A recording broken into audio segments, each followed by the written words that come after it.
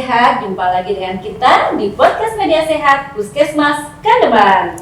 Media Sehat.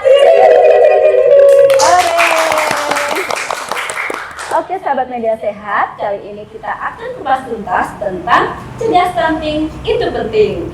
Bersama saya Desi dan dua narasumber kita yang sangat luar biasa. Beliau adalah Kepala Puskesmas dan Dokter di Puskesmas Kandeman. Selamat datang Ibu Dr. Ening Yohana dan Ibu Dr. Afifijah Tunisia. Selamat siang Mbak Desi. Oke sahabat Media Sehat, sebelum kita ngobrol-ngobrol hari ini, mari kita lihat dulu yuk tayangan stunting pada saat ini. Stunting, di mana data Kementerian Kesehatan pada tahun 2021 menyebut dari 100 balita di Timor Tengah Selatan, Nusa Tenggara Timur, 48 diantaranya mengalami stunting. Menurut studi status gizi Indonesia, Kementerian Kesehatan, Kabupaten Timur Tengah Selatan adalah satu dari 15 zona merah stunting di Nusa Tenggara Timur. Indonesia masih di titik ambang kronis untuk kasus stunting. Kasus ini biasanya bukan karena genetik, melainkan kurangnya gizi yang diberikan kepada anak. Banyak laporan kasus stunting datang dari wilayah perdesaan, dengan tingkat kemiskinan cenderung lebih tinggi dari area perkotaan. Oke sahabat Media Sehat, setelah kita melihat tayangan tadi, ternyata fenomena masalah stunting masih sangat tinggi ya. Betul. Di Indonesia kita dan masih menjadi prioritas utama yang diperhatikan oleh pemerintah. Iya. Nah, kira-kira bagaimana sih dokter gambaran tentang stunting kita pada saat ini? Iya. Jadi di Indonesia sendiri memang stunting itu masih cukup tinggi ya. Pada tahun 2021 berdasarkan atas survei status gizi Indonesia itu masih di angka 24,4%, di mana kemudian turun pada tahun berikutnya pada tahun 2022 menjadi 21,6%. Nah, jadi pemerintah itu memberikan target pada tahun 2024 untuk turun di bawah 20% sesuai dengan target dari WHO yaitu sebanyak 14%. Berarti kan cukup banyak tuh harus turunnya, PR-nya dalam 2 tahun ya. Iya. Kayak gitu. Nah, sedangkan kalau stunting sendiri di wilayah Puskesmas Kandeman itu dari sekitar 3.800 balita yang ditimbang ada sekitar 480-an ya yang hasil pengukurannya masih ke arah stunting gitu ya dokter ya. 13% ya? Iya, sebanyak 13% Ternyata kira-kira. masih cukup banyak juga ya dokter ya. Iya, betul. Stunting yang ada di wilayah Puskesmas Kandeman. Iya. Oke Bu Dr. Sija, boleh dijelaskan tidak tentang apa sih itu stunting? Iya. Jadi stunting sendiri biasa kita menyebutnya sebagai perawakan pendek atau perawakan yang sangat pendek yang disebabkan karena adanya kekurangan gizi yang kronis dan juga penyakit kronis. Biasanya pada 1000 hari pertama kehidupan. Oh gitu ya. Kalau untuk penyebabnya sendiri apa saja dokter?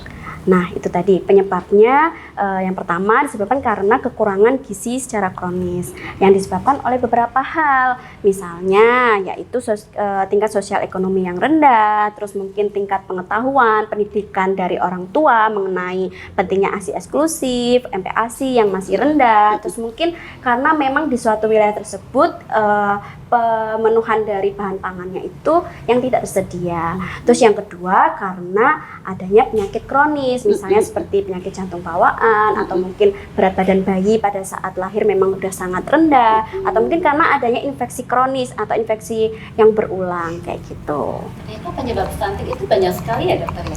Iya, betul, banyak sekali. Kalau untuk dampak dari stunting itu sendiri apa saja Bu Dokter Ening?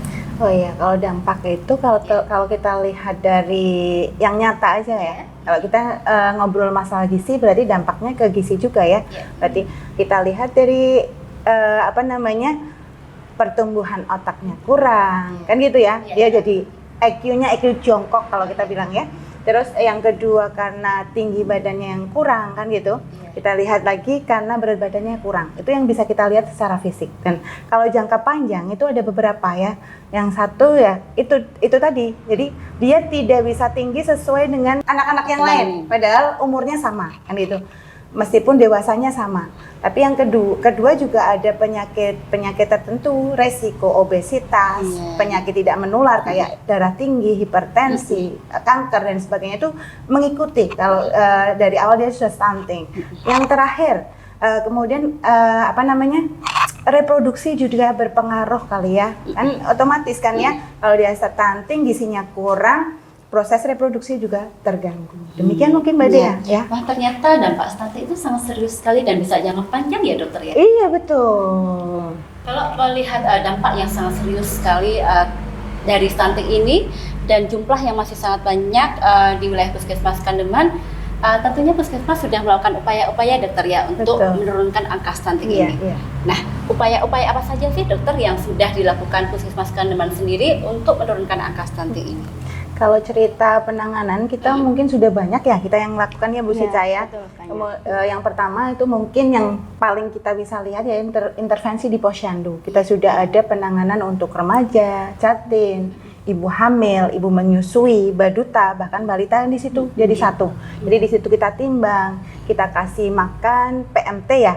Kita kasih PMT, makanan tambahan, kita duduki sampai dia mau menghabiskan itu makanan, kita pastikan itu benar-benar dimakan. Habis itu kita evaluasi timbangan berat badannya, kita evaluasi bumilnya, kek apa enggak kan seperti itu. Kemudian kita juga punya inovasi yang bagus loh Mbak Dea. Apa itu inovasi? Bisa ya? Iya, kita punya yang namanya sabu gempita. Oh, sabu gempita ya? Iya, apa itu dokter? selamatkan ibu dengan gerakan minum tablet tambah darah di tempat. Ya. Bagaimana itu? Jadi ibu hamil, ibu sui, ibu jatin itu kalau hadir ke puskesmas kita haruskan minum tablet tambah darah di tempat di depan petugas. Selain itu kita juga punya ini, kita ke sekolah, kita membagikan tablet pil cantik.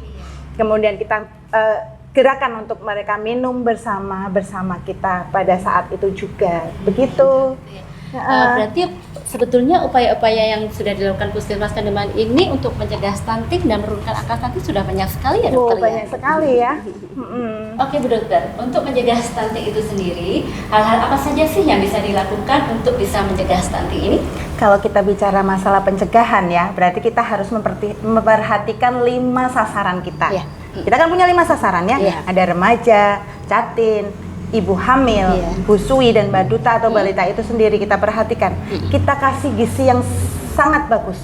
Kita kasih gizi yang bagus, kita duduki supaya dia mau makan, kemudian kita evaluasi bumilnya, jatinnya supaya tablet tambah darah benar-benar masuk. Udah gitu aja kita perhatikan gitu ya Bu Sica ya. Nanti insya Allah kalau 5 ini kita perhatikan, oke dah udah akan ada stunting lagi, bener nggak? Bener sekali ya. Iya. Ngomong-ngomong nih Mbak Dea, kita ada jingle nih tentang cegah stunting itu penting. Kita punya itu bagus ya. Biar masyarakat lebih paham nih cegah stunting itu dengan cara apa aja. Betul, cepat bisa dicontohkan enggak ini dokter? Bisa sekali. Nanti kita nyanyi bareng-bareng ya. Oke, bareng-bareng.